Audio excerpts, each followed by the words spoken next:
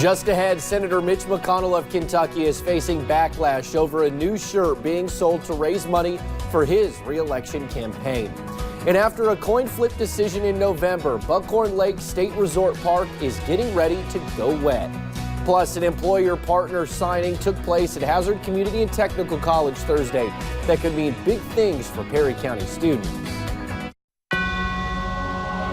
Dedicated to Eastern and Southern Kentucky, this is WYMT Mountain News This Morning.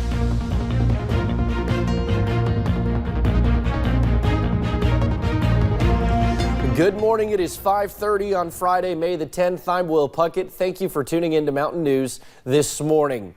Yesterday, the rain didn't pan out, and I don't think anybody is losing sleep over that thought, but we're going to get rain at some point, so be ready for it. Brandon's going to give you a better breakdown of when to expect that. Brandon, it was a nice day yesterday, all in all. Exactly, and a little bit warm at times, but overall not too bad. Cloudy for dreary, but I think the rain is going to be kind of low-key today, and then as we get into the evening hours, things will start to pick up a little bit, especially overnight. We'll track more of that here in just a few minutes, but let's start with cameras. You see Buffalo Mountain, all quiet this morning here in Perry County, up at our transmitter, US 119, Whitesburg Pine Mountain this morning. Everything pretty quiet overnight, and not a whole lot of traffic. Some ground clutter on the radar, a couple of showers going from Lawrence County over into Wayne County, West Virginia. That's the only game in town this morning. 50s. Basically, actually, Middlesboro is the only spot still in the 50s. Everybody else in the 60s now this morning. And you see where the colder air is and the cold front is this morning as we see temperatures out to the west in the 50s. Will? All righty, Brandon, thank you.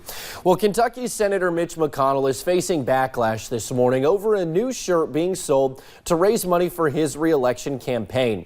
The shirt plays off a line in a competitor's campaign ad a couple years ago and has some calling for the senior senator's campaign staff to pull the shirts.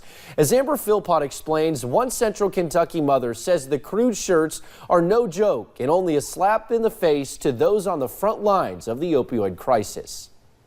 This is the shirt Team Mitch says helped break a single-day online fundraising record Thursday. The Cocaine Mitch t-shirt features a faceless figure and on the back reads cartel member. Despite its popularity, it is not sitting well with some. When I saw the shirts, my heart stopped. I was just like, how could our leader support this in the state that our state is in? Lexington mother Tanya Meeks knows the heartache of what drugs can do to a family. She never knew the hold it had on her son Seth until it was too late. In December of 2014 is when I learned about his heroin use, and it was only after his death that I learned that he was using heroin. Since that day, Meeks has worked to make sure other parents don't face the same reality as her family. I partnered with a local physician, and we created the Narcan program, and we've been passing out Narcan throughout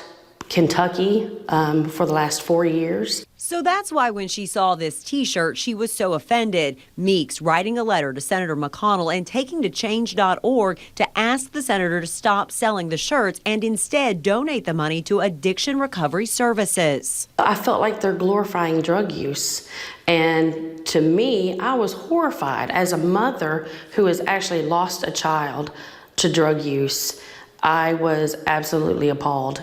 Senator McConnell's campaign disagrees and instead says no one has done more in Congress to fight drug addiction than McConnell. It's a statement Tanya Meeks doesn't buy. I don't feel like he's part of the solution. He's actually becoming part of the problem. Now, again, that was Amber Philpott reporting. Senator Mitch McConnell's camp wanted to point out the record-setting $87 million grant he recently announced for the University of Kentucky last month to combat the opioid epidemic. At last check, 150 had signed Tanya Meeks' petition online. It was about 1 month ago when City of Martin officials approved an annexation proposal. The proposal expresses their intent to annex more than 600 acres of state highways surrounding the city. Once the city published a notice of people's right to petition the ordinance, they only had 60 days to sign the petition to force the issue onto the November ballot. But there is a problem with that. Floyd County Clerk Chris Waugh says no registered voters live on or own the roadways. That means no one is legally allowed to sign the petition opposing the current ordinance. neither one of them would qualify under that petition. And and just taking in the road, no, there wouldn't be anything that, any petition that would validate going on a ballot because there isn't anybody to vote on it. In the city of Martin, attempts to annex the business along those roadways after the current ordinance passes. The county clerk says people can move into their businesses to become legally allowed to petition. Well, it was about 2 weeks ago when the mayor of Prestonsburg made the announcement that the city was looking at creating an exploratory committee. The committee would be tasked with looking at the positives and negatives of creating an independent school district within the city of Prestonsburg. Mayor Les Stapleton says he has no complaints with the superintendent or Floyd County Schools. He says it is just time that they explore the option. The committee will explore the idea of building new schools inside the city limits. With the new school system, school taxes within the city of Prestonsburg would then go to the new school district, meaning money could be taken away from the county schools. We were looking for an exploratory committee, if anybody was interested in being on it, for an independent school. No complaints with the superintendent or anybody like that. We just think it's time that we at least take a look at it. Now, we did talk with Floyd County School Superintendent Danny Atkins on the phone. He says, quote, "We will continue to do what is best for the students of Floyd County to serve them as best we can. And I feel like we do an excellent job of that," end quote.